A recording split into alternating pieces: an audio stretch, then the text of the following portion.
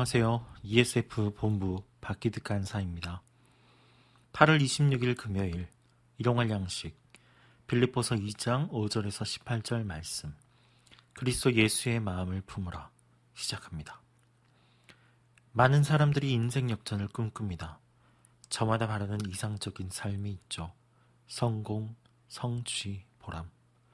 우리가 꿈꾸는 인생, 삶을 향한 갈망이 있습니다. 저 또한 아주 어릴 적부터 인생 역전을 꿈꿨습니다. 저는 산골 목회자의 자녀였습니다. 깊은 산골에서 10명 남짓한 마을 어르신들과 함께 예배드렸었죠. 주일이면 교회 앞에 종을 쳐서 예배가 있음을 온 동네에 알릴 정도로 산골 중에 산골이었습니다. 저는 어렸을 때부터 목회자가 꿈이었습니다. 아주 어렸을 적부터 아버지가 교회 강대상에 서 있는 모습을 보고 심심할 때마다 강대상에 서서 예배하고 종치고 축도하는 모습을 따라했었습니다. 그런 삶 속에서 저는 세계에서 제일 큰 교회를 하는 목회자가 꿈이었습니다. 주일날 예배 때마다 5만 명 이상 예배드리는 교회를 만드는 게 꿈이었고 열방을 향한 하나님의 뜻을 펼치는 세계적인 목회자가 되는 것이 꿈이었습니다.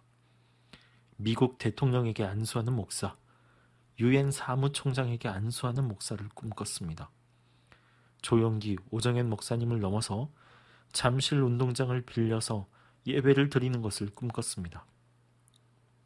관중석을 가득 채운 성도들, 운동장을 가득 채운 찬양대, 밴드와 워십팀이 나와 찬양을 하는 모습을 꿈꿨습니다.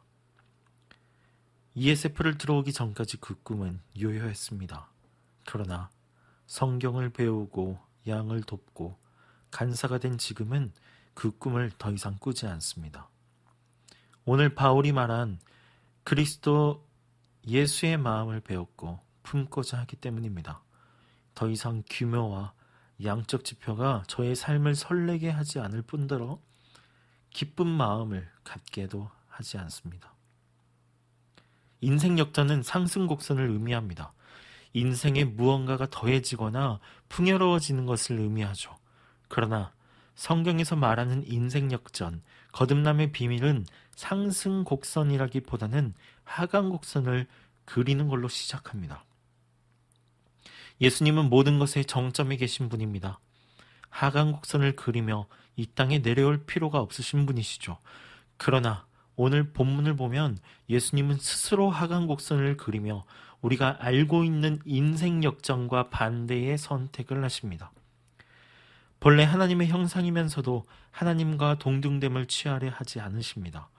도리어 자신을 비워 종의 형체를 취하여 사람들과 같이 되셨으며 사람의 모양으로 나타나셔서 자신을 낮추시고 죽기까지 순종하셨고 십자가에 죽으셨습니다. 예수님은 마땅히 취할 영광을 버리셨습니다. 영광의 보좌에 앉으셔서 가만히 계시기만 하셔도 충분하셨습니다. 가만히 앉아 있으셔도 그 누가 뭐라고 할 수 없습니다. 그러나 하강 곡선을 그리며 우리가 잘 아는 모습으로 오셨습니다. 지금 시대의 사람들이 바라는 모습과 예수님의 모습은 정반대입니다.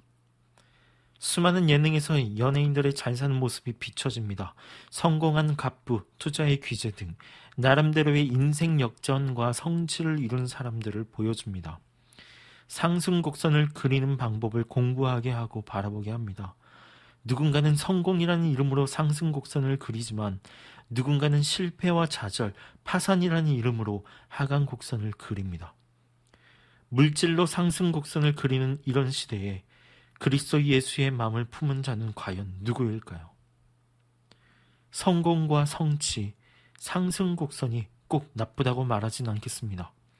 그러나 우리는 그리스도 예수의 마음을 품은 사람이라면 희생과 헌신의 하강 곡선을 그릴 준비도 해야 합니다.